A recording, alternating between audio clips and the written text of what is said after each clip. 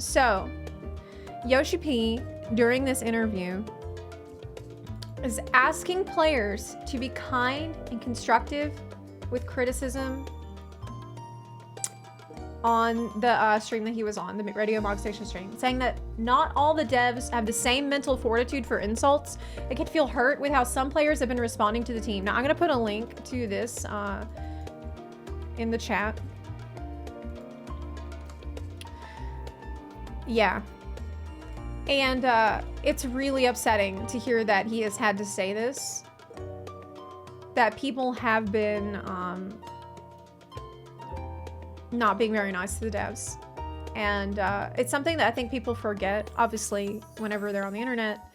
Anyway, I haven't read this yet, and I'm going to read it now. Really, it's just one thing here. Of course, I'm thankful and grateful for players to tell us that we should do this, or this should be that, and whatnot. But verbal abuses are something we wish can stop. I would like to think myself as having a strong mental level in Japan, but not everyone shares the same mental strength as I do, so... Oh my god, yeah, I'm remembering we watched that Bellular video about the real Yoshi P, and I found out that his assistant was like, you should keep the glasses on. You look better with them on. So I feel like, yeah, he's built up his mental fortitude. Ever since the unfortunate release day of the expansion. Release delay? It was 2 weeks! That's it! But then again, there were a lot of people who took off work, and that sucked. That mega sucked. Because I remember we had people here in the stream before it had come out that were like, hey, I'm off work. And we just couldn't change it. That was depressing, but still, it's not an excuse to verbally harass anyone. It's not an excuse to verbally harass the devs. We did ask players to be mindful of spoilers, but for some reason there seems to be some antis, haters of the game. Well, there's gonna be haters no matter what, laying around attacking other players despite not playing the game, and it was quite glaring. And I felt as if those strong words used in arguments against people ended up holding people back because of this. There's a frequently used example or metaphor here. It's like seeing the condition of a car in New York downtown gets worse when it's already in bad enough condition. In other words, it's somehow an acceptable mindset to let it happen. I don't understand this metaphor at all. I don't understand this metaphor. The condition of a car. So, if the car is in bad condition, then you're not gonna, like, I don't follow. Not all of this is directed at the international audience. No, it's not, but it's still, I think, important for people to hear. The metaphor makes no sense, but who cares? There's no need to be a dick. Exactly. Yeah, don't be a don't be a dick to the devs, please. If something is bad, who cares if we make it worse? Maybe it's like New York downtown, meaning there's so many cars and not every car is in perfect condition. So it's easy for you to overlook the bad stuff on your car and to let it get worse. I don't know. Okay, we don't need to get bogged down in this metaphor.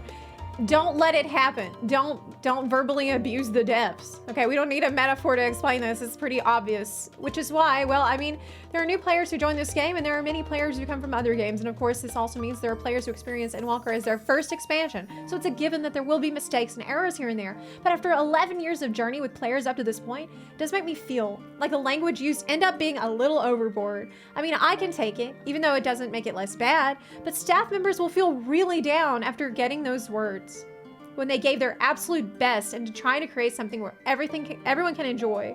And this may end up making them no longer create things that are fun from there on. So I have only one request to every player out there. Please imagine that you're speaking face to face with a developer who you may not know his name or face, and imagine how they'd feel before sending your feedback over. And I'll be happy if people can do so politely. Look, I know a lot about this because I make YouTube videos. I've been reading YouTube comments for like 5 or 6 years now. And they're not always very nice. And the thing is, if you're an empathetic person, if you're someone that wants to try to make everybody happy, illogically, knowing that's not possible, hearing one really mean comment, like, it just sticks in your head, man. It sticks in your head, and it's hard to let it go. And even if you have seen so many mean comments and you've got built up your thick skin and you got used to it, it's just something about human psychology. It's like, man, look at all these people that said the nice thing, but what about that one really mean thing? Like, what if they're right? What if I'm actually the worst? You can laugh about it in retrospect, but it hurts, man. And if you're not used to that, if you haven't built up the thick skin, in quotes, which is kind of a myth, but I guess I sort of did to a degree, like Yoshida probably has to a degree.